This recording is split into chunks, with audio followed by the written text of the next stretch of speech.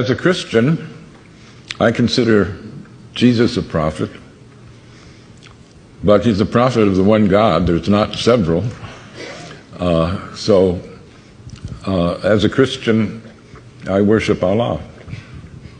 In the Quran, they ask Allah, through Muhammad, how they should pray. And here's one of many creeds in the Quran. We believe in God and in what was sent down to us and what was sent down to Abraham, Ishmael, Isaac, Jacob, and the 12 tribes, and what was given to Moses, Jesus, and all the prophets by the Lord. We make no distinction between any of them, and we devote ourselves to him in all of them. That's a very inclusive creed. The narrow definers of Judaism sometimes say that the chosen people are the circumcised, and narrow believers in Christianity sometimes say that the chosen people are the baptized.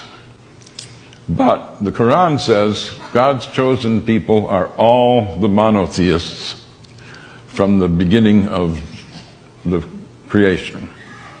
And when we think of the succession of prophets, they're given great praise. Muhammad praises Moses. In some ways, the most important prophet before Muhammad, though they're all directly from God, it's Jesus. Jesus is given a bigger accreditation than other prophets.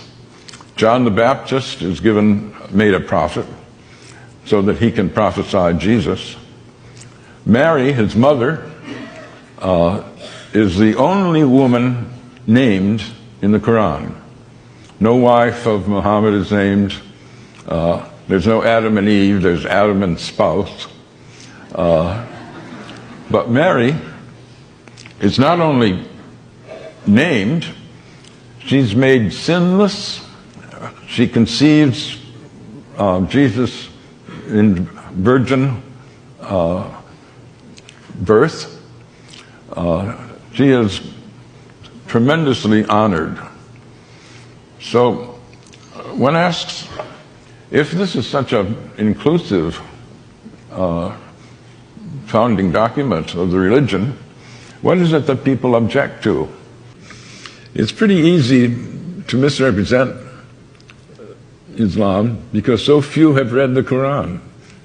This book I published is a product of my shame. I was embarrassed. After 9/11, I was talking with a group of friends, academic friends, and we were wondering, is this really an Islamic event, the 9/11 attack?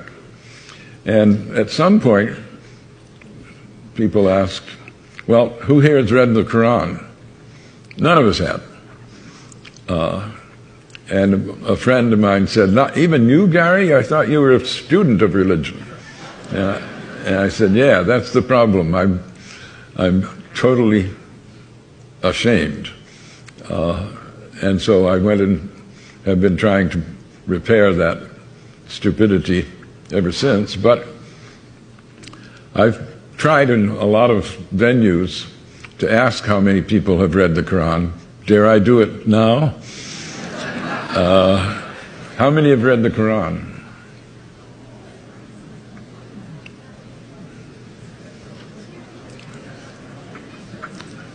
A minority, certainly. Well, I don't want to shame you, but I do. I think we should all be ashamed. We're throwing our weight around in a world where almost a quarter of the population are Muslims. And not to know, how can you say the Islamic State is a false construct if you don't know what true Islam is. One can only hope that more people will use freedom to do things like read the Quran rather than hate the Muslims.